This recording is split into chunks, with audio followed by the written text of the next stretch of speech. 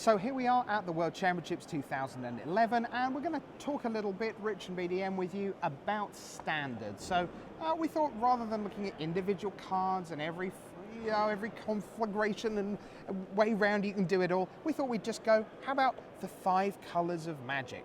And as we all know, the color pie starts with green. Green. Yeah. The green decks, primarily the Primeval Titan, Kessig Wolf Run decks have been really dominant in the early part of this new standard format. We've seen Primeval Titan going to get Kessig Wolf Run, going to get more forests for Dungrove Elders, all sorts of stuff. This is kind of a deck. This is like a very known quantity coming into the event. Maybe even a little bit of a deck on the wane for the sort of cognoscenti of the format. So, but very, very much something that is the hallmark of green. A card that might be on the rise a little bit is apparently Birthing Pod. Mm-hmm. Birthing Pod, apparently there are a lot of Bant Pod decks online that are doing all sorts of crazy stuff. There's also more efficient, like kind of green beatdown Birthing Pod decks that have a little toolbox, at the top end of their curve that they can go get with Birthing Pod. Not sure which decks we'll see this weekend yet, but just before we go away from green, when we were at Pro Tour Philadelphia, we did, on this very wall, a little thing about Infect, a green deck with a turn 1 Glistener Elf that killed you on turn 2.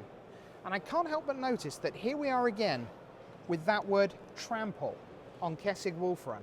And then back over here on Primeval Titan, trample. For newer players, I've got to tell you, trample's one of the most important keywords in the game.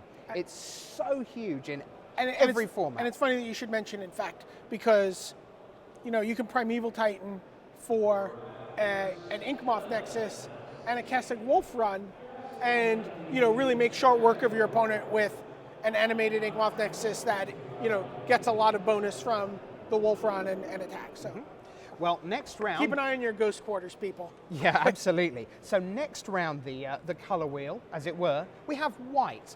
And this is all kind of about tokens, I guess. You've kind of got a choice. If you were following standard with Grand Prix Hiroshima, there's the kind of blue-white decks, in which case you're going to be able to play with the utterly gorgeous, by the way, Moorland Haunt. So that gets you 1/1 white spirit tokens that fly onto the battlefield. Or on BDM's side of the wall, you've got the equally beautifully put together Gavony Township. There's going to be a rumble. Guys from Moorland High are going to be fighting with the kids from the wrong side of the tracks in the Gavony Township. And Green-White came out on top in Hiroshima in the hands of Martin Yuza. This was one of the signature cards in his deck. Geist Honored Monk is also a signature card, I think, in both strategies. Again, this is something we've seen time and time again. This is a creature that comes into play, it puts in 2 more creatures into play with it, very much like Cloud Goat Ranger kind of card. You have the township going; those things get out of hand very quickly. Absolutely. And thinking maybe Ghost Quarter, thinking that's kind of an interesting relevant card, kind of a relevant card. Absolutely. So then we come to black, well, we don't actually have a lot of black cards up on the wall, but then black is more of a concept than a color. We talked about the idea that at Worlds you really don't know what people are going to show up with. Sure. Right? There's people from all over the world, people from all sorts of different metagames, different local scenes, people with different results, and this is a deck that people have has had modest success here and there. It's really the only kind of like dedicated black deck. So this is the Infect deck. This is an Infect deck. You put Lash Writhe, which has a Phyrexian equip cost, onto a Plague Stinger with 4 or 5 swamps in play. That game gets out of hand pretty quickly. There's also, again, Inkmoth Nexus is a card we talked about that gives you sort of an inevitable, uncounterable kind of kill card. There's also, though, I guess I don't know if you would call this black, but the blue-black control decks. Mm-hmm. We saw Jeremy Neiman in Brisbane win with a blue-black control deck. We talk about it all the time. Is it an unknown metagame? Is it? Anything's really possible. If you talk to people, there's a lot of crazy decks. But if you know what you're expecting, if you feel like you've got a handle on what people are going to be playing, blue-black control. Grave Titan is is a very, very efficient and reliable way to make your opponent dead. Beating people relentlessly in every metagame you like. Just one question before we leave this. Mono Black Infect, is that the same as Sand Black Infect? No, very, very different decks, 2 different formats. Ah, God, but that was modern, of course, Yes, the of Sand course. Black Infect. All right, next up we have Red. Now, if ever there is a Pro Tour, ignoring the specific cards, but if ever there is a Pro Tour each year where Red kind of makes an appearance and everyone understands that it's just going to be there somewhere, it's Worlds. Paging Petr Broja. Absolutely, of the Czech Republic. A big red merchant. And you can quickly see the theme. We've chosen 3 cards the here. theme is this. Absolutely. a nice big 1 on the converted mana cost. So we've got Stromkirk Noble. So 1/1 for 1. How big a deal is that can't be blocked by humans? Is this a format where things block? And I mean, green-white humans, blue-white humans, it's kind of a big deal. Snapcaster Mage, which is, oftentimes in early games, flashed out to just like kind of mitigate damage, can't block it. Yeah, it's a big deal. And that card gets out of hand very quickly. We've got cards like Reckless Wave. Let me just check what that does on the back of it.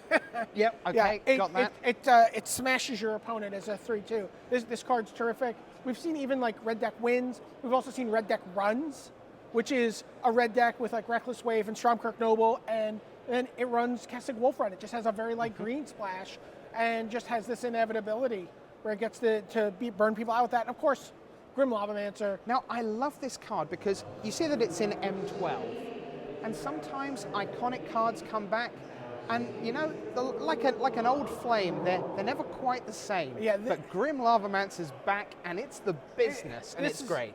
Yeah, he's been one of the most efficient red cards for years. We'll probably see him in Modern on day 3, red decks can do no wrong.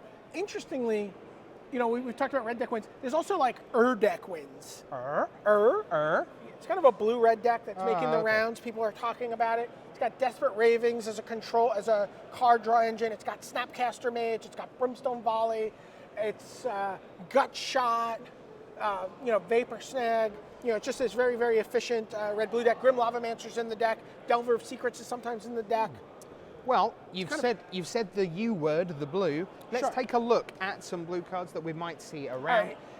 And I guess this is the Illusions deck. This is a deck. Former U.S. national champion Todd Anderson's really been a big advocate of this deck. Been getting a ton of traction. It basically plays out like Legacy Merfolk. All right. Okay, so it's Delver of Secrets, which becomes Insectile Aberration if you reveal an instant or sorcery during your upkeep off of your deck. This card has been played in Legacy. It's played in Modern. It's going to be played in Standard. This card is, comes down as a turn 1, essentially, if you can flip it, a 3/2 flyer. Deck is using 2 drops. It's got Phantasmal Bear also as a 1-drop. It's got Lord of Illusions as a 2-drop. It's got Phantasmal Image as a 2-drop. A card that's been tremendous recently especially in this deck, is Vapor Snag. Just this like super, again, remember, it's like a fish deck in Legacy, so it's just like super aggressive. It's coming down, it's just beating you down. You play a creature, you try to catch your breath. They're like, bounce it to your hand, lose a life. Oh, by the way, I'm going to gut shot your Snapcaster Mage, paying the Phyrexian mana cost. This deck, this is an exciting deck to keep an eye on this weekend. See if this is going to be its Gauntlet of Fire. Is this the real deal or not?